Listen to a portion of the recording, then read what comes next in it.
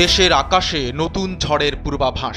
বাংলাদেশ এবার কিনতে যাচ্ছে চীনের আধুনিক ও ভয়ঙ্কর যুদ্ধবিমান J-10CE। এই ফাইটার জেট দিয়েই ভারতের শক্তিশালী রাফাল প্রতিহত করেছিল পাকিস্তান। এই চুক্তি কেবল একটি সামরিক ক্রয় নয়, বরং শক্তি প্রদর্শনের সরাসরি বার্তা। বাংলাদেশের হাতে J-10CE থাকা মানেই আকাশপথে যে কোনো হুমকিকে চ্যালেঞ্জ ছুড়ে দেয়া। 20টি আধুনিক ফাইটার জেটের মূল্য প্রায় $2.2 বিলিয়ন, যা দেশের বিমান প্রতিরক্ষা ব্যবস্থায় এক নতুন যুগের সূচনা। চীন এই চুক্তিকে দেখছে কৌশলগত সাফল্য হিসেবে, কিন্তু নয়াদিল্লির কপালে এখন স্পষ্ট চিন্তার ছাপ। প্রশ্ন উঠছে, দক্ষিণ এশিয়ার সামরিক ভারসাম্যে নতুন খেলোয়াড় হয়ে উঠছে বাংলাদেশ।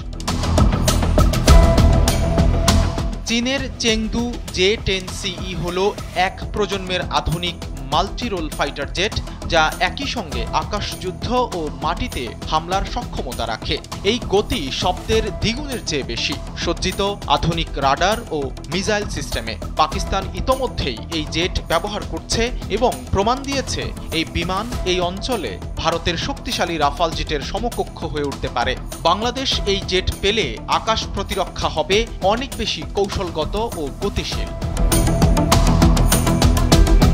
এই বিশাল প্রকল্পের আনুমানিক ব্যয় $2.2 বিলিয়ন, যা প্রায় 27,000 কোটি টাকা। চুক্তি হবে সরকার টু সরকার ভিত্তিতে এবং এর মধ্যে থাকবে প্রশিক্ষণ, রক্ষণাবেক্ষণ, খুচরা যন্ত্রাংশ ও অস্ত্রসজ্জার খরচও।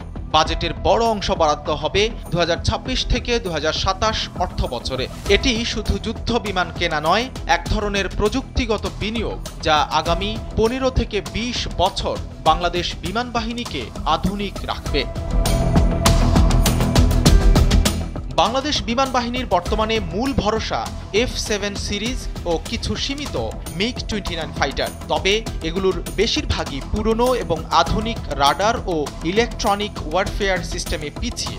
চেংদু J-10CE জেট যুক্ত হলে আকাশ প্রতিরক্ষা ব্যবস্থায় গতি, নির্ভুলতা ও প্রতিক্রিয়া ক্ষমতা বেড়ে যাবে কয়েক গুণ। একই সঙ্গে এই জেটগুলো দেশের এয়ার ডিফেন্স আইডেন্টিফিকেশন জোন আধুনিকায়নে নতুন মাত্রা যোগ করবে।